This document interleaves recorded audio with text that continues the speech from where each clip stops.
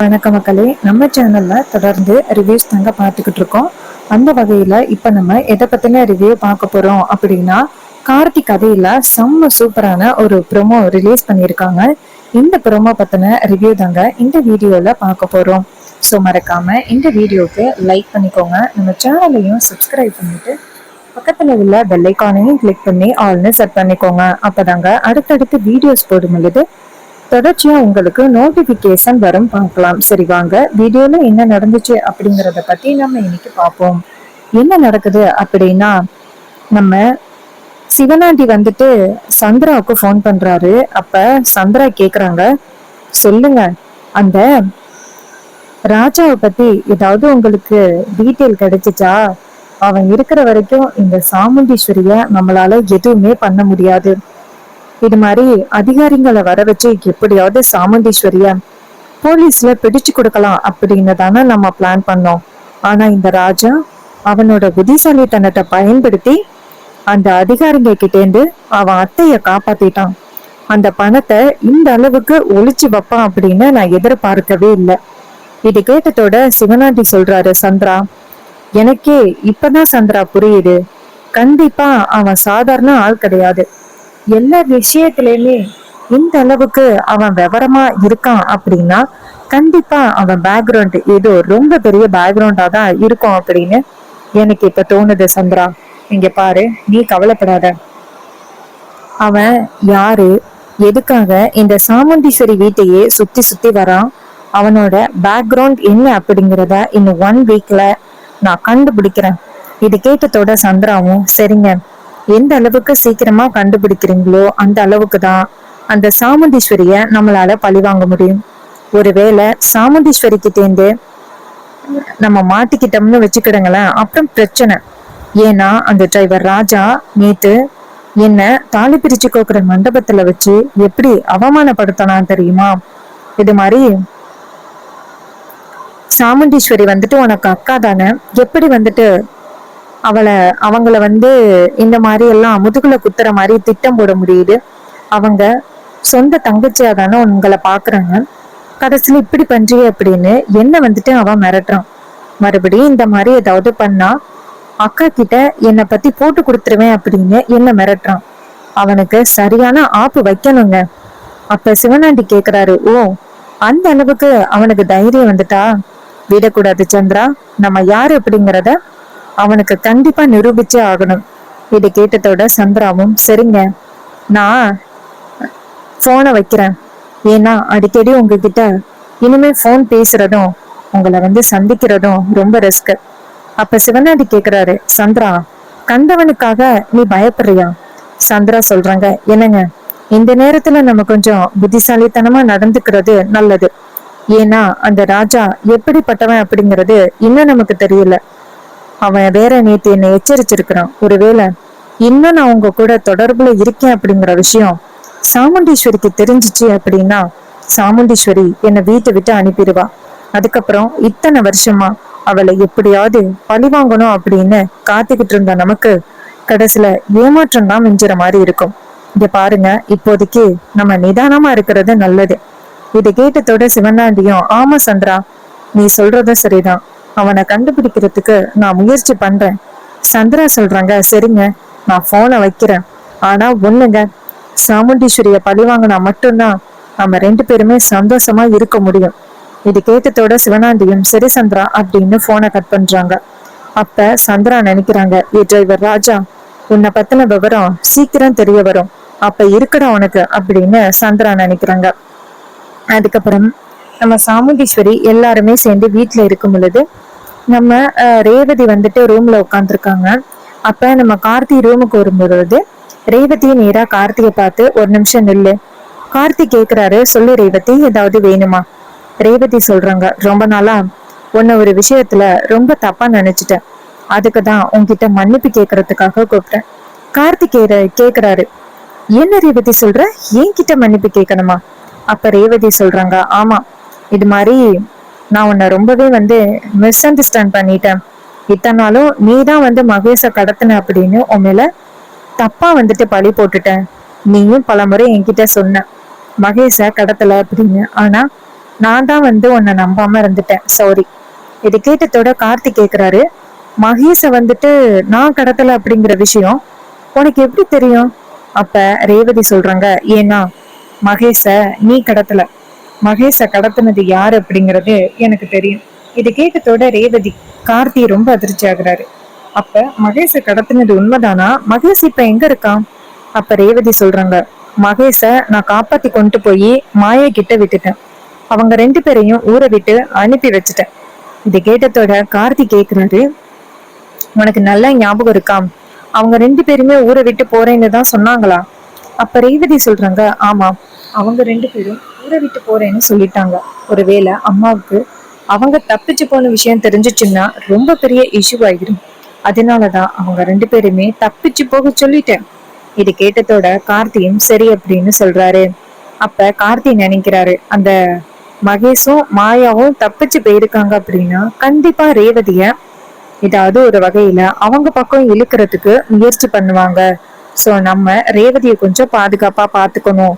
நம்ம சொன்னாலும் கண்டிப்பா ரேவதி நம்ப போறது இல்ல அப்படின்னு நினைக்கிறாரு. அப்புறமா ரேவதி நேரா கார்த்தி கிட்ட, என்ன யோசிக்கிற? கார்த்தி சொல்றாரு, இல்ல ஒண்ணும் இல்ல. ரேவதி சொல்றாங்க, இங்க பாரு, அவங்க தப்பானவங்க, அவங்களுக்கு போய் எதுக்கு உதவி பண்ண அப்படிங்கறது தானே நீ இப்ப என்கிட்ட கேட்க போற? கார்த்தி சொல்றாரு, அப்படியே நான் சொன்னாலும் நீ நம்ப போறது கிடையாது. உன்கிட்ட சொல்லி என்ன பிரயோஜனம் அப்படின்னு சொல்ல. கார்த்தி சொன்னதை கேட்டுட்டு ரேவதி சொல்றாங்க, சரி சரி நீ கிளம்பு. இன்னொரு விஷயம் ஞாபகம் வச்சுக்கோ, இன்னும் 2 நாளையில நான் வெளிநாடு கிளம்புறேன். சோ எனக்கு நீ முழு ஆதரவும் கொடுக்கற அப்படின்னு சொல்லியிருக்க. சோ நான் வெளிநாடு போறதுக்கு நீ தான் எனக்கு ஃபுல் அண்ட் ஃபுல் ஹெல்ப் பண்ணணும். இதை கேட்டதோட கார்த்தி சொல்றாரு, நான் தான் ஹெல்ப் பண்றேன்னு சொல்லிட்டேங்க, அப்புறம் என்ன? இதை கேட்டதோட ரேவதியும் சரி கிளம்பு அப்படின்னு சொன்னதோட கார்த்தி வெளியில வராரு. இன்னொரு பக்கம் அந்த சிவனாண்டிய காமிக்கிறாங்க. சிவனாண்டி ரொம்ப முக்கியமா பிசினஸ் மீட்டிங்காக அவரோட ஃப்ரெண்டை பாக்குறதுக்காக நேரா சென்னைக்கு போறாரு. சந்திராவுக்கு ஃபோன் பண்ணி சந்திரா கிட்ட விஷயத்த சொல்றாரு. சந்திரா, ரொம்ப முக்கியமான விஷயமா நான் சென்னை வரைக்கும் போறேன் சந்திரா. சந்திரா கேக்குறாங்க, என்னங்க திடீர்னு சென்னை போறேன்னு சொல்றீங்க? அப்ப சிவனாண்டி சொல்றாரு, சந்திரா, ரொம்ப நாளா சொல்லிக்கிட்டு இருந்தேன்னு இது மாதிரி ஒரு தொழிலை தொடங்க போறேன் அப்படின்னு. அதான் என் ஃப்ரெண்டு கிட்ட விவரத்தை கேட்கலாம்னு நினைச்சேன். இது கேட்டதோட சந்திராவும், சரிங்க, நீங்க ஒரு தொழில் தொடங்கினா எனக்கு நல்லது தானே. நீங்க அந்த பிசினஸ்ல பெரிய ஆளா வந்தீங்கன்னா அது கூட நம்ம சாமுண்டீஸ்வரிய போட்டி போடுறதுக்கு ஒரு வாய்ப்பு கிடைக்கும்ல. சரிங்க, நீங்க போயிட்டு வாங்க. இது கேட்டதோட சிவனாண்டியும், சரி சந்திரா, நான் போயிட்டு உனக்கு விவரத்தை சொல்றேன் அப்படின்னு சொன்னதோட சந்திராவும் சரிங்க அப்படின்னு சொல்லிட்டு போனை கட் பண்றாங்க. அப்புறம் நம்ம சிவனாண்டி நேரா சென்னைக்கு கிளம்புறாரு. அங்க போயிட்டு ஒரு ஆபீஸ்ல உட்காந்துருக்காரு. அந்த ஆபீஸ் சரியான ஆபீஸ் இல்லைங்க. ஏன்னா அங்கதான் நம்ம கார்த்தியோட போட்டோ இருக்கு. கார்த்தி அந்த ஆபீஸ் கொஞ்சம் பார்ட்னரா உள்ளவர். கார்த்தியோட போட்டோ அங்க வெட்ட வெளிச்சமா பெருசா இருக்கு. இத ஃபர்ஸ்ட் நம்ம சிவனாண்டி கவனிக்கல. அங்க போயிட்டு அங்க ஓபில உள்ள ஒரு பொண்ணு கிட்ட அங்க போயிட்டு அவரோட ஃப்ரெண்டோட பேரை சொல்லி அவரை பார்க்கணும் அப்படின்னு சொன்னதோட அந்த பொண்ணு சரிங்க சார் அப்படின்னு சொல்லிட்டு நேரா அவங்களை கூப்பிடுறாங்க. சிவனாண்டி அந்த ஆபீஸ்ல உட்காந்துருக்காரு. சென்னையில உள்ள ஆபீஸ் எல்லாமே ரொம்ப பெருசு பெருசா இருக்கு அப்படின்னு உட்காந்துருக்காரு. அப்பதான் அவரோட ஃப்ரெண்ட் அங்க இருந்து வராரு. சிவனாண்டி எப்படி இருக்க அப்படின்னு கேட்க சிவனாண்டி சொல்றாரு, நான் நல்லா இருக்கேன் நண்பா, நீ எப்படி இருக்க? அவர் சொல்றாரு, நான் நல்லா இருக்கேன். ஊரு பக்கமா இப்பெல்லாம் நான் வரவே இல்லை. என்ன சிவனாண்டி, ரொம்ப முக்கியமான விஷயமா வந்திருப்ப போல? சிவனாண்டி சொல்றாரு, ஆமா நண்பா, ஒரு தொழில் தொடங்கலாம்னு இருக்கேன். அதான் அப்படியே வந்தனா உன்னையே சந்திச்சுட்டு போகலான்னு வந்தேன்.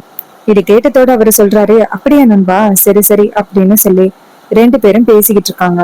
அப்ப சிவனாண்டி சொல்றாரு, சரி வா நண்பா, வெளியில போய் பேசிக்கிட்டு இருக்கலாம் அப்படின்னு சொல்லும் பொழுது சிவனாண்டி கையில வச்சிருக்கிற ஒரு கார்டு கீழே விழுந்துருது. அப்ப சிவனாண்டி அதை குனிஞ்சு எடுத்துட்டு நிமிரும் பொழுது கார்த்தியோட போட்டோ இருக்கிறத பாத்துறாரு.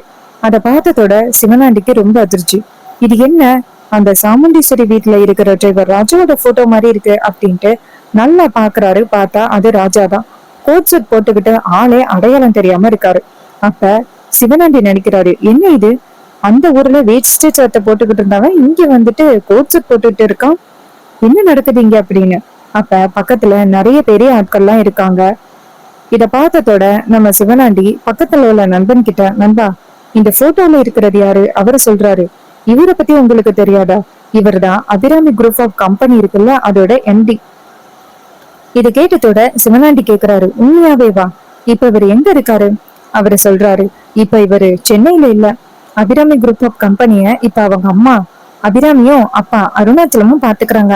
மத்த ரெண்டு பிள்ளைங்களும் வெளிநாட்டுல உள்ள கம்பெனிய பாத்துக்கிறாங்க. இவரோட இவரு கொஞ்ச நாளைக்கு முன்னாடி அவங்க தாத்தா ஊருக்கு வந்துட்டாரு. ஏதோ சும்மா வெக்கேஷனுக்காக வந்தாராம். அதுக்கப்புறம் ராஜ சேதுபதி தாத்தாவோடயே தங்கிட்டாரு. இதை கேட்டதோட சிவனாண்டிக்கு ரொம்ப அதிர்ச்சி. நண்பா, நீ சொல்ற இன்ஃபர்மேஷன் எல்லாமே சரியா? இவரு ராஜ சேதுபதியோட பேரன் தானா? அவரு சொல்றாரு, நான் ஏன் நண்பா பொய் சொல்லணும்? இது எல்லாருக்குமே தெரியுமே, ஏன் உனக்கு தெரியாதா? இது கேட்டதோட சிவனாண்டி சொல்றாரு, இல்ல, இது வரைக்கும் ராஜ சேதுபதியோட பேரனை நான் பார்த்தது இல்லையா, அதான். உடனே அவர் சொல்றாரு, இங்க பாரு நண்பா, அவங்க ஊருக்கு போயிட்டு இவரோட போட்டோவை காமிச்சா உனக்கு எல்லாமே தெரிஞ்சிட போகுது. சரி, இத பத்தி நம்ம பேசி என்ன பண்ண போறோம்? நீ என்ன மாதிரி தொழில தொடங்க போற? இது கேட்டதோட சிவனாண்டி சொல்றாரு, நண்பா, இதை விட எனக்கு ரொம்ப முக்கியமான ஒரு வேலை இருக்கு. நான் போயிட்டு வந்து அதுக்கப்புறம் பிசினஸ் பத்தி பேசுறேன். இது கேட்டதோட அவரும் சரி சிவனாண்டி அப்படின்னு சொன்னதோட சிவனாண்டி அந்த இடத்துல இருந்து கிளம்புறாரு. சிவனாண்டிக்கு சரியான குழப்பம். ஆகா, அப்ப இவன் இத்தனை நாளும் அந்த ராஜ சேதுபதியோட பேரன் தானா? எவ்வளவு பெரிய வாய்ப்பை இத்தனை நாளும் நம்ம நழுவ விட்டுட்டோம். இவனை பத்தின உண்மைகளை முன்னாடியே கண்டுபிடிச்சிருந்தா ரேவதிக்கு கல்யாணம் ஆகுறதுக்கு முன்னாடியே இவனை துரத்தி அடிச்சிருக்கலாமே அப்படின்னு. அப்ப சிவனாண்டி நினைக்கிறாரு, நம்ம இது உண்மையா பொய்யா அப்படிங்கிறத நம்ம கொஞ்சம் கன்ஃபார்ம் பண்ணிக்கணும் அப்படின்ட்டு. சிவனாண்டி என்ன பண்றாருன்னா நேரா ராஜ சேதுபதியோட ஊருக்கு போறாரு. அங்க போயிட்டு அங்க உள்ளவங்களுக்கு வணக்கம் சொல்றாரு. வணக்கம் யா அப்படின்னு. ஊர்ல உள்ளவங்க, வணக்கம் தம்பி, யார் நீங்க? சிவனாண்டி சொல்றாரு, நான் பக்கத்து வீட்டுல இருக்கேன். இது மாதிரி அந்த போட்டோவை காமிச்சு இது யாருன்னு உங்களுக்கு தெரியுமா அப்படின்னதோட அவங்க சொல்றாங்க, ஐயா, இவரு உங்களுக்கு தெரியாதா? இவர் தான் ராஜ சேதுபதியோட பேரன் கார்த்தி, உங்களுக்கு தெரியாதா? இது கேட்டதோட சிவனாண்டி சொல்றாரு, இல்ல எனக்கு தெரியாது. ஐயாவை சந்திக்கிறதுக்காக தான் இந்த ஊருக்கு வந்தேன். ஐயா இப்ப எங்க இருக்காருன்னு தெரியுமா? அவங்க சொல்றாங்க, இப்ப ஐயா ஊர்ல இல்ல, இன்னொரு ஐயா வந்துட்டு கார்த்தி ஐயா வந்துட்டு இப்போதைக்கு சாமுண்டீஸ்வரி இருக்காங்கல்ல, அவங்க வீட்டுல இருக்காரு. இது கேட்டதோட சிவனாண்டிக்கு ரொம்ப அதிர்ச்சி. அப்ப அவங்க சொல்றாங்க, இங்க பாருங்க, இந்த ஐயா ரொம்ப நல்லவர். எங்க ஊருக்கு நிறையவே உதவிகள் பண்ணியிருக்காரு. ராஜ சேதுபதி ஐயாவும் எங்களுக்கு நிறைய உதவி பண்ணியிருக்காரு அப்படின்னு சொல்லிட்டு கார்த்திய பத்தி ரொம்ப புகழ்ந்து பேசிக்கிட்டு இருக்காங்க. அப்ப சிவனாண்டி சொல்றாரு, சரி போதும், நான் பாத்துக்கிறேன் அப்படின்னு சொல்லிட்டு சிவனாண்டி அந்த இடத்துல இருந்து கிளம்புறாரு. சிவனாண்டி வந்துட்டு நேரா இந்த விஷயத்த நம்ம சந்திரா கிட்ட சொல்லியே ஆகணும் அப்படின்ட்டு நேரா சந்திராவுக்கு போன் பண்றாங்க.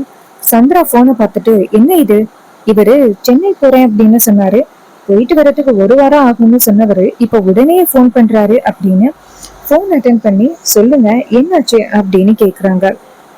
சந்திரா கேக்குறாங்க, தொழில் தொடங்கணும் அப்படின்னு சொல்லிட்டு போனீங்கல்ல, அந்த தொழில் வந்து தொடங்கியாச்சா, இப்ப என்ன நடக்குது அப்படின்னு கேக்குறாங்க. இது கேட்டதோட சிவனாண்டி சொல்றாரு, சந்திரா, அதை விட நம்மளுக்கு ரொம்ப முக்கியமான ஒரு விஷயம் கையில கிடைச்சிருக்கு. இது கேட்டதோட சந்திரா கேக்குறாங்க, என்னங்க சொல்றீங்க?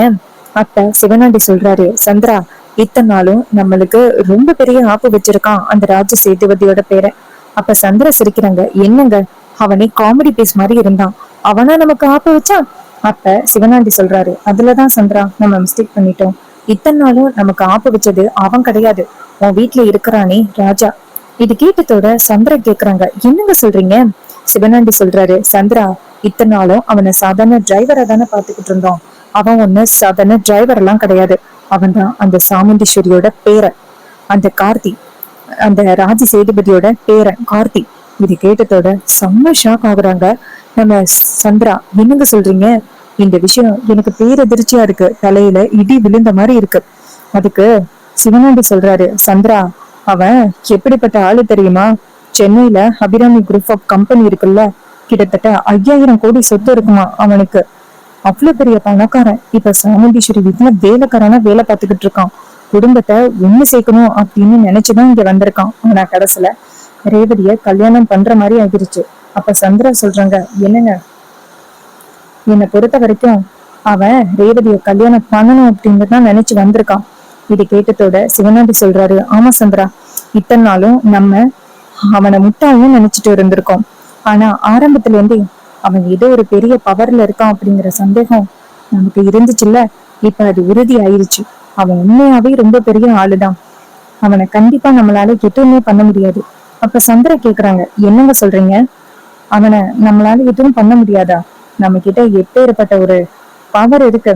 அந்த கார்த்தி, ராஜ சேதுபதியோட பேரன் கார்த்தி அப்படிங்கறது மட்டும் அக்காவுக்கு தெரிஞ்சிச்சு, அவ்வளவுதான்.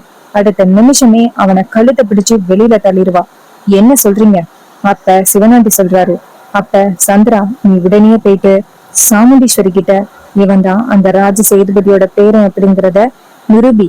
அவனை அந்த வீட்டை விட்டு அனுப்பின பிறகு சாமுண்டீஸ்வரிக்கு யாரு பாதுகாப்பு கொடுப்பா அப்படிங்கிறத பாத்திரலாம்.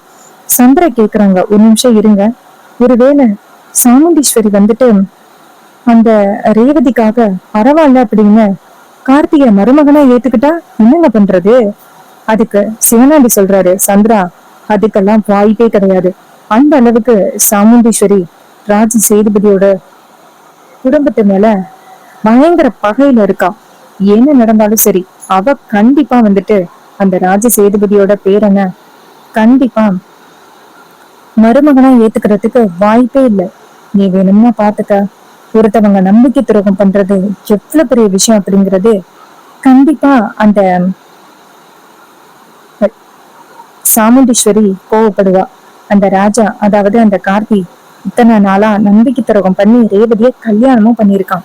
சோ கண்டிப்பா ரொம்ப பெரிய பிரச்சனையாகும், பாத்துக்கோ. இது கேட்டதோட நம்ம நம்ம சந்திராவும், சரிங்க, நான் அக்கா கிட்ட போயிட்டு இந்த விஷயத்த சொல்றேன் அப்படின்னு சொல்லிட்டு கிளம்புறாங்க. இன்னொரு பக்கம் நம்ம சாமுண்டீஸ்வரி வீட்டுல உட்கார்ந்துருக்காங்க. சந்திரா வீட்டுக்கு வராங்க. சாமுண்டீஸ்வரி ரொம்ப முக்கியமான ஒரு ஃபைல பாத்துக்கிட்டு இருக்காங்க.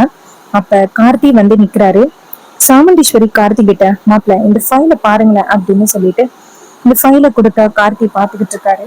அப்ப சந்திரா இத பாத்துட்டு, ராஜ சேதுபதியோட பேரா கார்த்தி, இவ்வளவு பெரிய விஷயத்த நீ மறைச்சிட்ட. நீ சாதாரண ஆள் இல்லப்பா. வீட்டுல உள்ள எல்லாருமே ஏமாத்தி இந்த வீட்டுக்கு மருமகனாவும் வந்துட்டியல்ல. இந்த பரமேஸ்வரி அடிக்கடி என் பேரன் தான் இந்த வீட்டுக்கு மருமகனா வருவான் அப்படின்னு கர்வமா பேசிக்கிட்டு இருந்தது இன்னைக்கு நடந்துருச்சு அப்படின்னு சொல்லி பேசிக்கிட்டு இருக்காங்க. சோ இன்னொரு பக்கம் சந்திரா நேரா சாமுண்டீஸ்வரி கிட்ட உண்மையை சொல்லுவாங்களா? அப்படி உண்மையை சொன்ன பிறகு சாமுண்டீஸ்வரி எப்படி பிஹேவ் பண்ண போறாங்க? கார்த்திகை மருமகனாவே ஏத்துப்பாங்களா ரேவதிக்காக? இல்லைன்னா கார்த்திய வீட்டை விட்டு துரத்துவாங்களா? இது எல்லாமே அப்கமிங் எபிசோடுல ரொம்ப ரொம்ப இன்ட்ரெஸ்டிங்கா நடக்க போகுது. ரேவதி வந்துட்டு பரமேஸ்வரியோட பேரன் தான் இந்த ராஜா அப்படிங்கறது தெரிஞ்ச பிறகு ரேவதியோட அந்த டோட்டல் குணமே மாறப்போகுது. சோ சாமுண்டீஸ்வரிய எதிர்த்து ரேவதி நம்ம கார்த்திக் கூட வாழ்ந்தா ரொம்ப சூப்பரா இருக்கும்ல. சரி பாப்போம். அப்கமிங் எபிசோடு ரொம்ப ரொம்பவே இன்ட்ரெஸ்டிங்கா இருக்க போகுது. ஸோ வெயிட் பண்ணி பார்ப்போம். தேங்க்ஸ் ஃபார் வாட்சிங்.